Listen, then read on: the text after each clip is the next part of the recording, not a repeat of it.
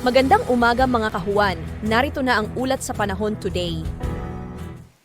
Sa kasalukuyan nga ay nasa karagatan pumuli si Bagyong Pipito dito sa may karagatan hilaga ng Camarines Provinces at huli itong namataan sa layong 85 kilometers northeast ng Daet, Camarines Norte. Taglay nito yung lakas ng hangin na 185 kilometers per hour malapit sa sentro at bugso ng hangin na umaabot sa 255 kilometers per hour. So mapaminsala pa rin po yung hangin na dulot ni Bagyong Pipito simula kagabi hanggang ngayong araw dito sa area ng Bicol Region at ilang areas pa po ng Samar Provinces. At ina-expect nga po natin ngayong araw generally is mas mararamdaman po natin yung peak ng mga malalakas na hangin and also ng mga pag-ulan at yung high risk din ng storm surge na dulot ni Bagyong Pipito habang mas papalapit po ito dito sa area ng mainland Luzon. Kung saan ngayong araw nga po generally mula umaga hanggang gabi, doon po natin mararamdaman na itong mga mapaminsalang hangin, yung mga pag-ulan and yung risk ng storm surge dito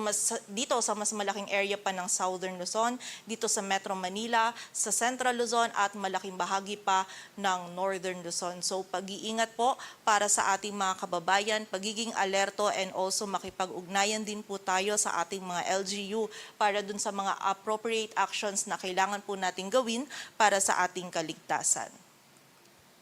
At muli po kahapon nga or kagabi ng 9:40 is naglandfall yung sentro or mata ni Bagyong Pipito dito sa vicinity ng Panganiban, Catanduanes, kung saan bibigyang diin lamang po muli natin na hindi lang po sa time ng landfall or sa area ng landfall point nagkakaroon ng epekto si Bagyong Pipito. Bagkus may kita po natin dito sa ating radar image na ang consideration po natin ng landfall is yung time kung saan tumama yung sentro or mata ng bagyo dito sa kalupaan. And may kita nga po natin dito sa radar image natin, bago man po tumama yung sentro nito ni Bagyong Pipito, is yung rain bands po nito kung saan nandito yung mga malalakas na hangin and also yung mga pag-ulan is nauna na pong dumikit or tumama dito sa area ng Bicol Region. So muli po, bago pa man maglandfall generally yung isang bagyo, is nauna na pong makaapekto sa kalupaan yung rain bands po nito kung saan nandun na po yung mga malalakas na hangin and also yung mga malalakas na pag-ulan na dulot ng bagyo. And ayon nga po dito sa ating latest forecast track analysis ni Bagyong Pipito, ngayong umaga patuloy po itong kikilos dito sa may coastal waters sa hilaga ng Camarines Provinces at hindi po natin niro-rule out yung another landfall or yung approach po nito dito sa may area ng Calaguas Islands. And by this late morning din po or mamayang umaga din po or tanghali, ito naman ay lalapit dito sa area ng Polillo Islands bago po ito maglandfall either dito sa may northern Quezon or sa central or southern portion ng Aurora, mamaya naman po yung tanghali or hapon. And bibigyan din po natin muli ng highlight, may kita po natin dito sa ating forecast track kung saan ito pong symbol ng super typhoon, nandito po yung sentro ni Bagyong Pipito. And nakita po natin ito namang area under this red circle, nandito po yung mga pinakamalalakas na hangin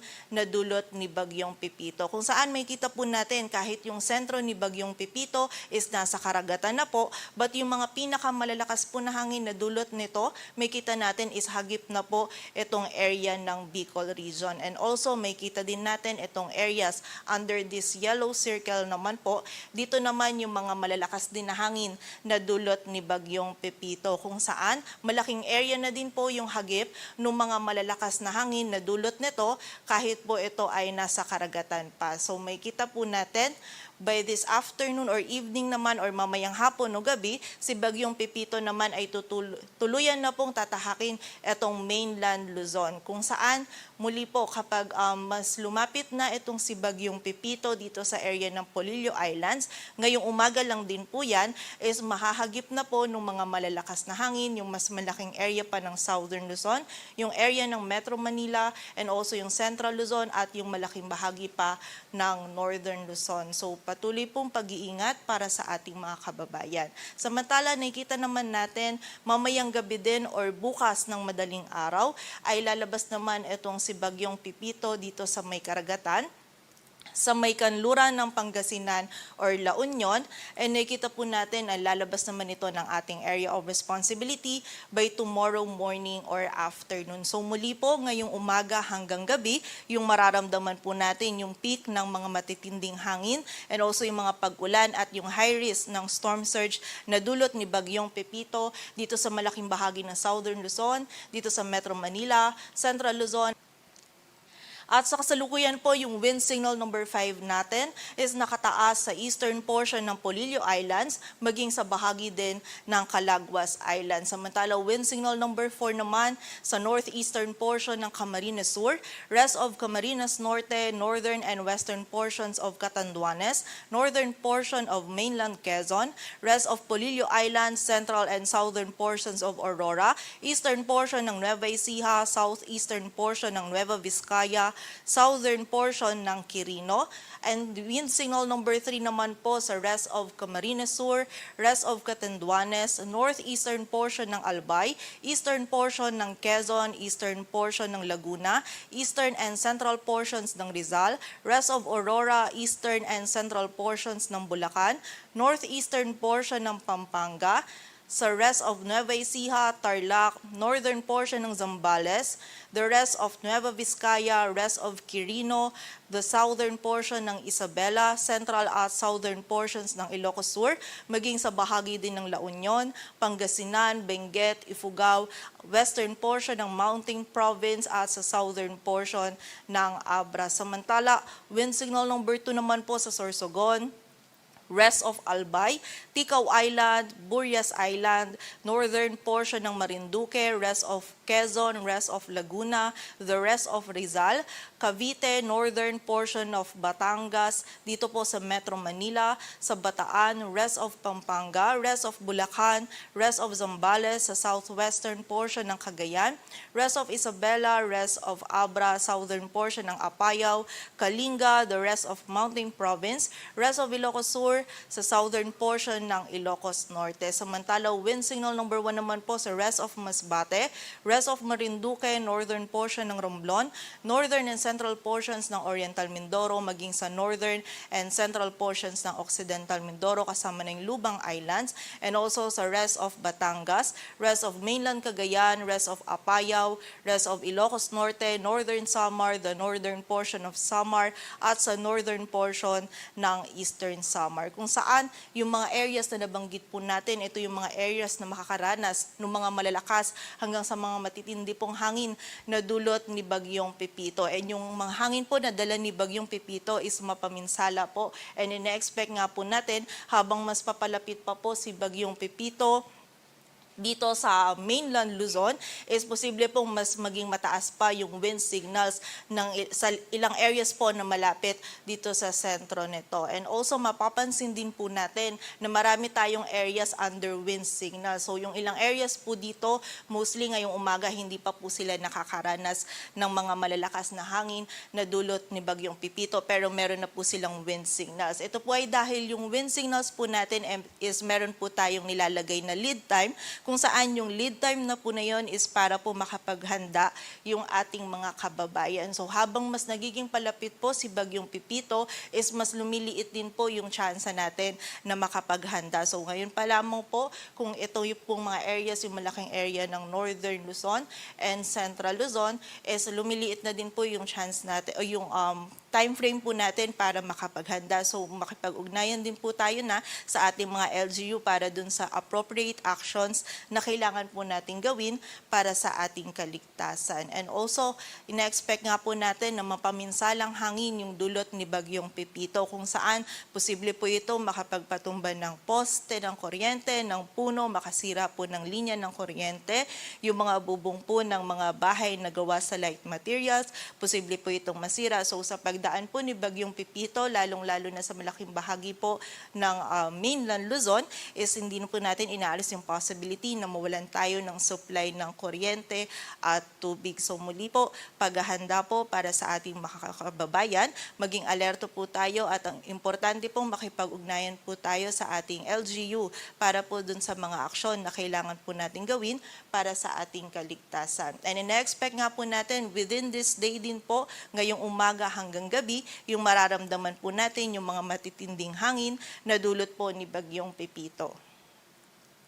Samantala ngayong araw din po sa mga pag-ulan naman is meron tayong mga intense to torrential na mararanasan sa Nueva Vizcaya, Quirino, Aurora, Quezon, sa Camarines Norte at Camarines Sur. Samantala, heavy to intense naman po sa Isabela, Ifugao, Benguet, La Union, Pangasinan, Nueva Ecija, Bulacan sa bahagi ng Rizal at sa area din ng Catanduanes. Samantala, sa bahagi din po ng Cagayan ay moderate to heavy naman, maging sa Kalinga, Abra, Ilocos Sur, La Union, Mountain Province, Zambales, Tarlac, Pampanga, Bataan, Metro Manila, Laguna, sa Albay at sa area din po ng Sorsogon, kung saan malaking bahagi nga po ng mainland Luzon yung makakaranas ng mga malalakas at halos tuloy-tuloy po ng mga pag-ulan, lalong-lalo na itong areas natin na meron tayong intense to torrential na mga pag-ulan ngayong araw. Samantala, bukas naman po kung saan nasa West Philippines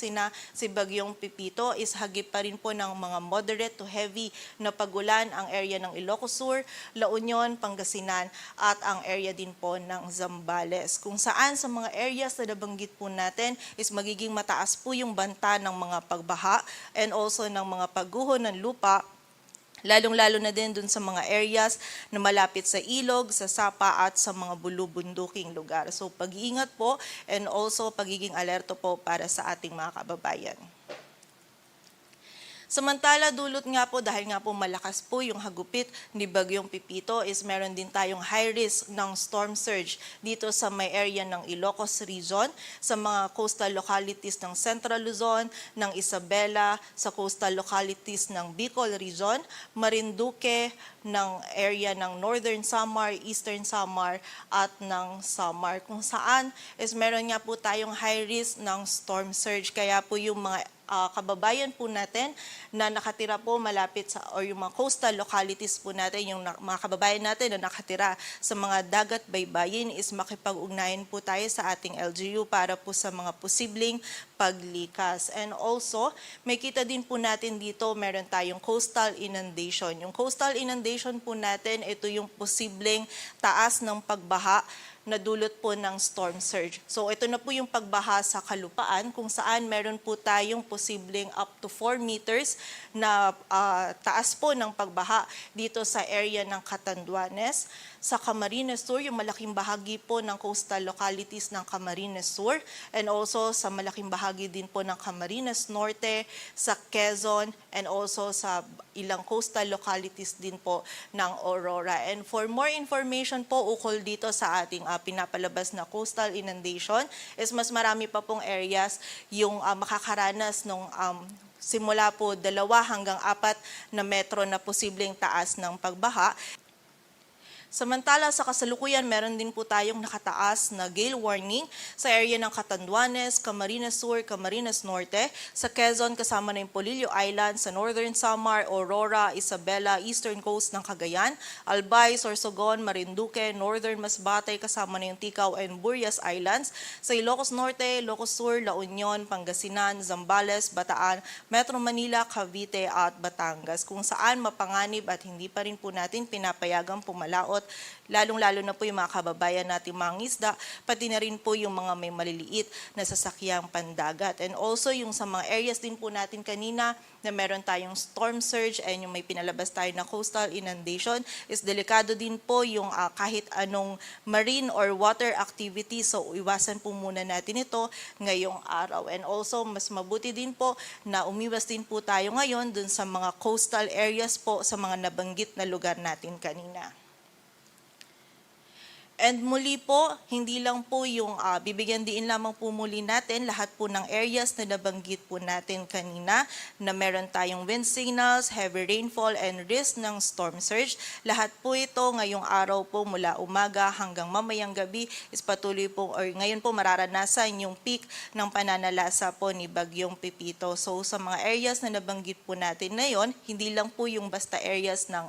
landfall point, lahat po ng areas na yon is makakaranas po. So paghanda po para sa ating mga kababayan, maging alerto and muli po makipag-ugnayan tayo sa ating mga LGU para sa mga appropriate actions na kailangan po nating gawin para sa ating kaligtasan.